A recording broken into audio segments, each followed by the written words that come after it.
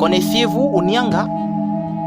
Ce sont des lacs entourés de dunes de sable à perte de vue. Les lacs d'Onyanga, c'est le paradis en plein désert. Ce site rassemble 18 lacs au cœur du Sahara, dans le nord du Tchad, chez moi.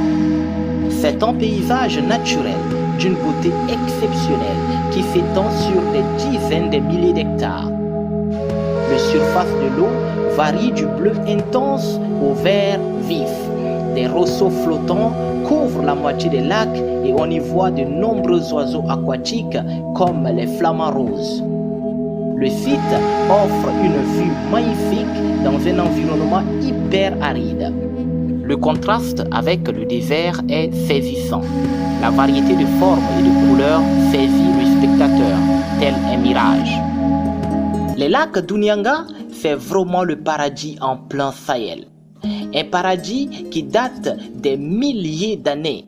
Auparavant, le Sahara était envahi par une végétation luxuriante et de l'eau en abondance. Mais le désert s'est progressivement installé, entraînant l'évaporation de presque toutes les sources d'eau pour devenir le Sahara d'aujourd'hui. Seuls les lacs d'Onyanga sont restés. Malgré la chaleur écrasante du soleil et des températures étouffantes, des roseaux fleurissent abondamment sur ces lacs et forment une forêt flottante. Cette végétation préserve la fraîcheur des lacs d'Onyanga dont l'eau se maintient à 17 degrés Celsius, une particularité unique dans le Sahara. Autour de ces grands bassins, les dunes de sable sont formées par les vents. Elles sont mouvantes. Autrefois, le site était formé d'un seul et immense lac. Mais aujourd'hui, les lacs d'Onyanga représentent 16 bassins différents. Depuis des siècles, les lacs d'Onyanga sont une ressource vitale pour les populations qui vivent dans un décor de palmeraies et de jardins naturels. Aujourd'hui encore, des villes sortent des terres à la lisière des principaux lacs. C'est le cas d'Onyanga Kébir, près du lac Yohan, et d'Onyanga Serir, une ville plus petite à proximité du lac Téli.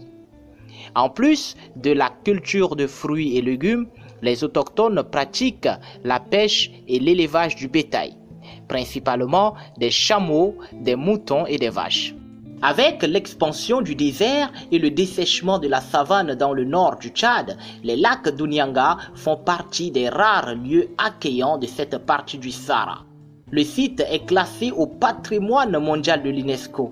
Il faut venir voir ces paysages de vos propres yeux. Vous ne le saviez peut-être pas, mais le Tchad possède de nombreux trésors. Bienvenue chez moi.